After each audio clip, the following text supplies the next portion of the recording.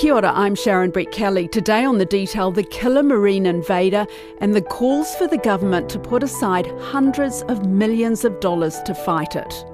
There has been other tragedies that have happened here, but we're able to live with it. But this one here, it won't go away. And if something's not done about it, it'll be really tragic for everybody and it'll be uncontrollable. Exotic Caulerpa is spreading on Aotearoa Great Barrier Island at a frightening pace, smothering everything in its way. And it is in other parts of the top of the North Island. I mean, it's under the sea, it's out of sight. We've got an appalling record in New Zealand for how we treat the marine space, and this is just more of it. We look at Caulerpa's threat to the environment, local economies and people's way of life, and why more is not being done to stop it. You know, the community has great concerns, and I don't blame them, because where these closures are, no one can anchor in there. It's right outside their back door, you know. Many people live on the coast where this outbreak is, you know, so it is difficult for them, and we feel for them. Opo Ngāwaka is the chair of the Ngāti Rehua Ngāti Wai Ki Aotea Trust. He's lived on Aotea Great Barrier all his life, and he's talking about the locals who live by the harbours that have had controlled area notices, or cans, for more than 2 years that banned fishing and anchoring. When I called him earlier this week, he'd just got the devastating news that Caulerpa has been discovered off the tiny Mahuki Island where he lives. Which is really critical for us. At the moment, we've got to try and keep it contained.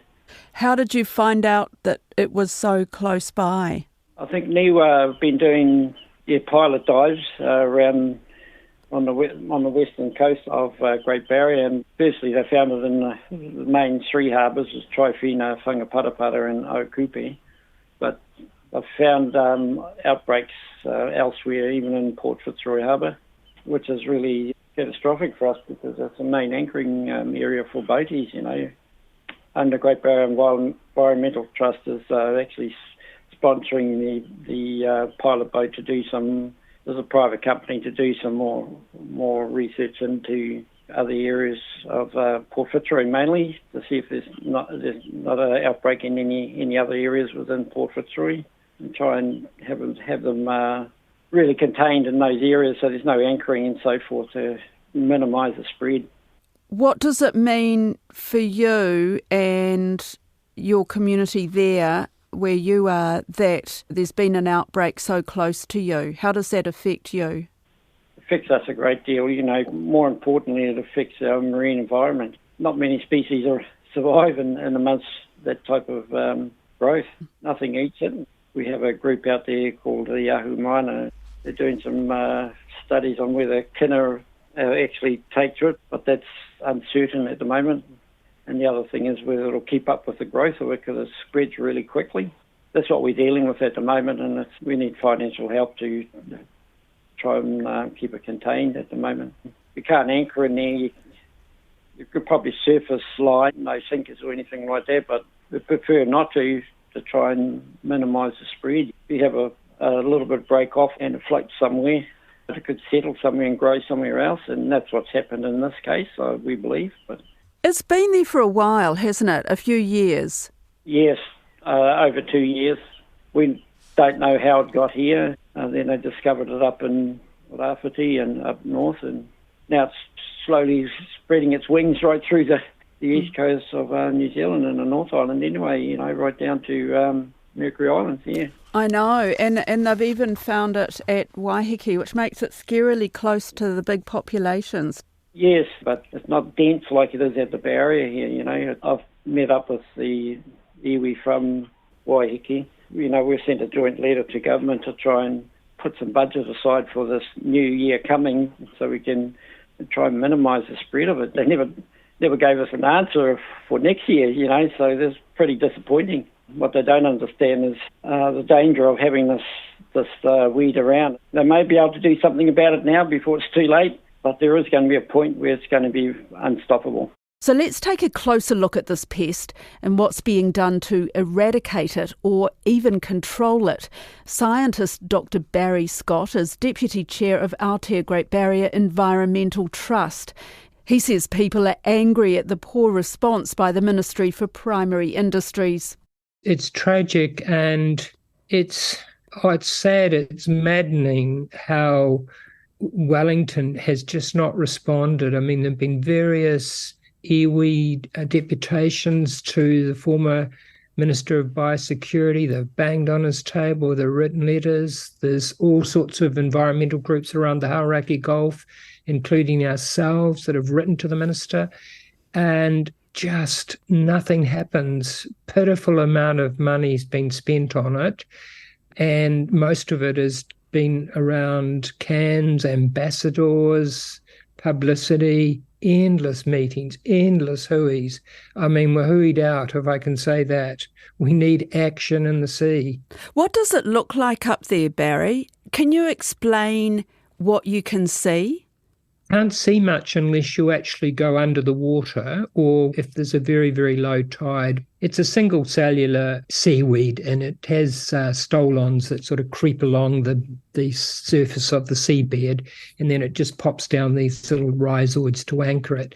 And then it has a frond, just a sort of clear leafy frond that sticks up. And this beast, we have, by the way, 9 native species in New Zealand, but it's the usual story with weeds. You know, you get the species that's not adapted here that comes in from outside, and it just loves the clear blue warm waters of the Hauraki Gulf and the northeast coast of the North Island.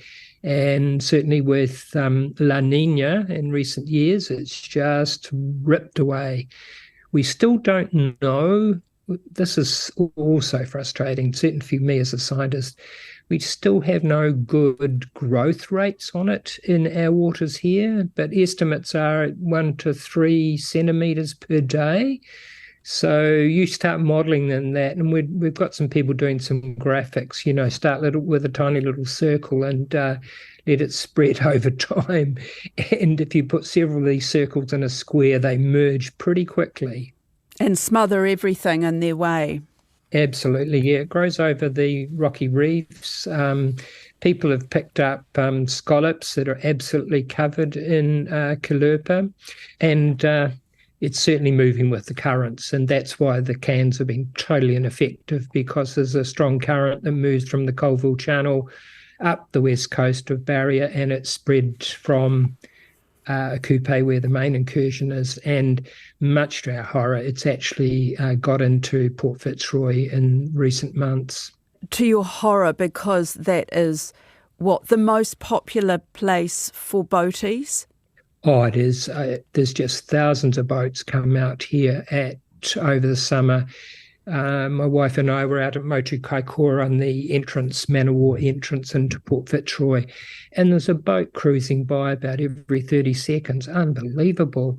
And of course, with the 3 harbours to the south all closed off, that's put extra pressure on Port Fitzroy. And then if you go around the corner, there's Catherine Bay, where the 2 Mariah and the local hapu live. And the boats are sort of being pushed around there, and that's starting to create some tensions, because, of course, that's the place for their kaimoana, and all the boats start coming in. So you're saying that the cans, these controlled area notices, which basically ban anchoring and fishing with sinkers, I suppose, is that the thing? That's a good description of it. Okay, they're not working. Well, this thing just keeps growing, and we have ocean currents. I mean, even a stingray, a manta, goes through that kelp, it'll break it up. And with storms and currents, it gets washed around and it's been carried up to small fragments. They drop on the surface of a sandy beach or rocky reef, and then away it goes. And so it's just slowly spreading. And the locals have known Caulerpa, exotic Caulerpa, has been outside the can areas for well over a year now. But MPI have done nothing. We just said to them, look, for goodness sake, do some surveillance so we know where it is. And again, in desperation, we've started as a community on the island trying to get some money together to at least get some very detailed surveillance of Port Fitzroy. I mean, there's talk about a complete ban on boats at Aotea. Do you think that should happen? Well, it's pretty dramatic. This actually come from some of the local Maori. One of them, Rodney Nawaka, he said, this is a great idea. Let the island breathe. Because, it gets hammered pretty hard as it is in normal times. You can put in cans, but then you've got to put in the resources to get compliance. And there's always people who won't follow. There's already been people sneaking in and dropping anchor and a coupe and the like. And this is probably, by the way, why we have Caulerpa now off the channel at Kawau and also on Waiheke. I suspect it's been carried there by a boat, either that's illegally anchored in one of those bays or legally anchored in the areas outside where there is Caulerpa and no cans. Yeah, it's a hard decision because we don't have the detailed surveillance information. If we had really good surveillance and we could say there's absolutely no Caulerpa in Fitzroy, then I would say, yep, let's go ahead, allow the boaties in there, because there'll be outrage, of course, if there's a total island ban. But certainly I'm of the view we should continue with the current cans, extend them spatially up the coast through the Broken Islands right to the entrance of Port Fitzroy. That should all be a no anchor zone. But of course, as I said before, we can't do anything with the currents. So that requires action in the sea to start pushing this back a bit. I see on your timeline that actually in California, when Caulerpa was detected in March 2021, they swung into action pretty quickly, less than 3 weeks, using a rapid response eradication plan, and close to 100% was removed. So it's possible to get on top of it. It is, but it requires you to be prepared. And it's kind of interesting looking in California. They've had a group there in place for many years for oil spills. When biosecurity first detected exotic Caulerpa near San Diego and a couple of lagoons here, quite small areas, they sort of used the structure around this oil slick preparedness to build a team to get in there and deal to it straight away.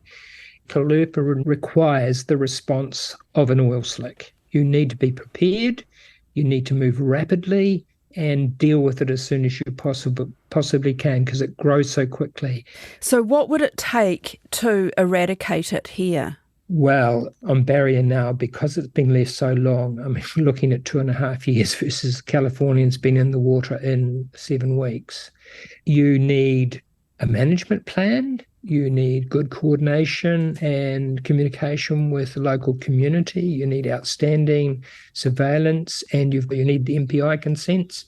You need regional council consents. And this is what MPI has got to do. It's got to empower local communities. There's lots of divers in New Zealand. There's lots of people keen to help. But there's obviously got to be some national oversight. Yeah, firstly, it's the environmental threat. And if that's not taken care of, then livelihoods could be at stake as well, and also recreational fishing and so forth is at stake. Because when you talk about the environment, many native species live in our moana space, and they've been affected by being smothered out by this infectious weed, and it just spreads like wildfire. This stuff breaks off and it could settle somewhere and grow. And that's how lethal it is. It's terrible. Never seen anything like it. What do you think of the suggestion that all boats should be banned from Aotea Great Barrier this summer? I like to see that happen, but it's something that's a difficult question, actually, because if that's going to happen, that also will ban all of us here living on Aotea to support that. You mean everybody would have to agree to that, Yeah. who lives on the island? Yeah, that's correct. And the people who have businesses who rely on the people who come in on the boats and the tourists and whatnot, that would be tough. That would be affected as well. Some of our local economy, like our shops and things, that's where they survive, is off the tourism aspects, with boaties coming in and buying stores and things, and that kind of keeps them going through the winter periods, the tough times, and if that stops during the summer, then they're going to be really affected by it. There's some real urgency to this, isn't there? MPI haven't got a lot of funds within the emergency budget, and we know that, and that's why we wrote to government to try and put a budget in for next year. we need to get on top of this really early, and government needs to realise how serious this is. And have you put a dollar amount on how much is needed to fight it? We asked for a budget of at least 200 million, because that's how serious it is. Wow. 200 million might be more, we don't know. How did you come up with that figure? I'll give you an idea. Just to do the suction dredging and triphenol, it cost an enormous amount of money. It wasn't even an acre, I don't think. And I don't think 200 million is going to do it, but it'll help. It'll help contain it, at least to the main areas. This is something that certainly needs several million ASAP. 200 million, that might be over 10, 20 years, which doesn't make it look quite so bad. But it needs resources, and it needs serious resources. Now, I think we can eradicate in places. Te Rāwhiti wants eradication, Wahiki wants eradication, Kawau. Aotea, unfortunately, has the huge area, and eradication here is going to be very difficult. But the consequence of just letting it run is too great to not do something. So I think we've got to start pushing back, starting at Port Fitzroy, because, if you get these small patches popping up, you can deal with them pretty quickly and immediately if you have people in the water. MPI is holding meetings on Aotea this week about extending the current cans, the anchoring and fishing bans, and looking at other action. The Deputy Director General of Biosecurity NZ, Stuart Anderson, says the agency has already spent several $1 million on the problem. We've put a lot of effort in since it was first found in July 2021 on Aotea Great Barrier. Right from the outset, we started off with convening a group of scientists, experts, New Zealand and overseas, to try and understand this seaweed and this pest and what we could do about it. The advice that came out of that expert group early in 2022 was, given the scale and extent of it in New Zealand and the marine environment, the ocean, the conditions that it was in here, using current eradication methods, it was not possible to eradicate it. Notwithstanding that, though, we've continued to explore methods and have done a lot. So we obviously put those controlled area notices in place around Aotea and elsewhere to try and contain it and reduce the risk of it spreading. We've done education and awareness campaigns around those, funded on-water ambassadors over summer on Aotea, undertaken some compliance activity around that as well. We've used those technical advisors to determine methods and options, commissioned some ongoing research around the environmental impacts and how this spreads, surveillance activities, and we've also undertaken some trials of potential treatments. So we've tried using salt under mats as a method of killing Caulerpa out on Aotea, and more recently we've also done some further work with mats using chlorine, hand removal in certain locations, and more recently the suction dredge, which we trialled out on Aotea. It's still spreading though, and it's spreading very rapidly on Aotea. So the controlled area notices and whatever else you're trying to do isn't working. Look, I think the measures that we've put in place, the controlled area notices, they will have helped by reducing and stopping some of the activity that we do know spreads Caulerpa. So people going in with particularly their boats, anchoring, certain fishing activities, things that contact the seabed, prohibiting those and not allowing those in the areas where there is Caulerpa undoubtedly is a help. We do also know, though, that Caulerpa spreads naturally, of course, and the tiniest fragment that breaks off, floats in a current or moves in the water, can then spread Caulerpa and settle and spread it. Yeah, I understand that, and I do understand that, but not enough is being done. That is the complaint, that not enough is being done. And there is the example of what's happened in California with fighting it. They were onto it within 3 weeks, and they tackled it with the suction, and they say they've all but eradicated it. So why can't you throw more resources at it? It's been more than 2 years now since it's been on the island. Well, again, I'd say the scale and the extent at which we've got it here is quite different to the situation in California.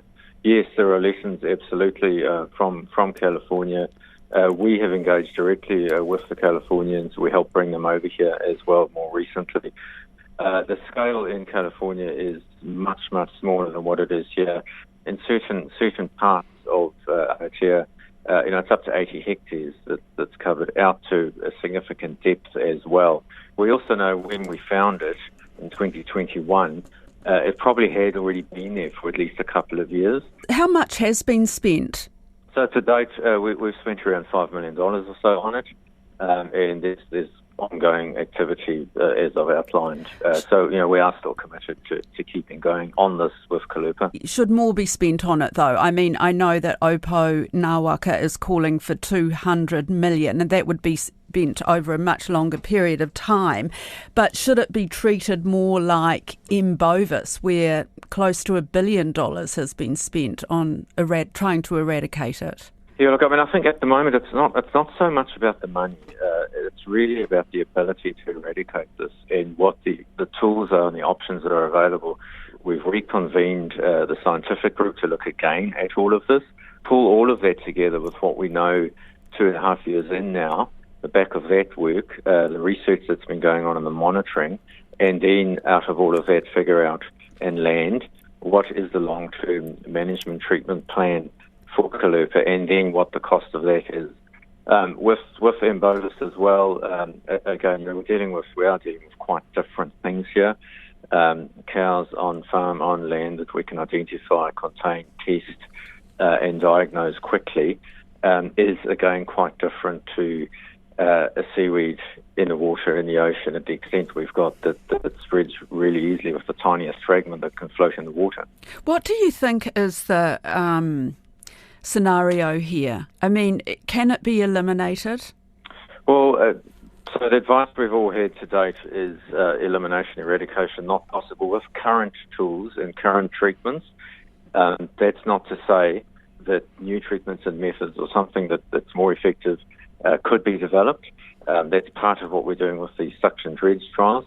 It's a really difficult, complex problem without an easy solution, and we are working really hard to try and find a solution. If we can at least contain and minimise the spread while we work on options to either deal with what's there or potentially find new solutions going forward. That really is what we need to focus on. Will there be an outright ban on boats there to the island?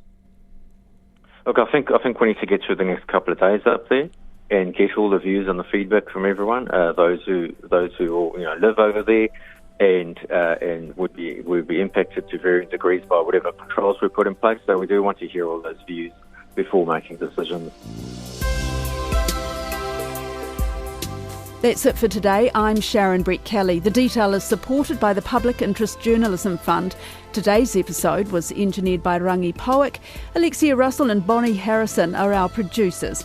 And thanks to Stuart Anderson, Dr. Barry Scott and Opo Ngāwaka. Mā te wā.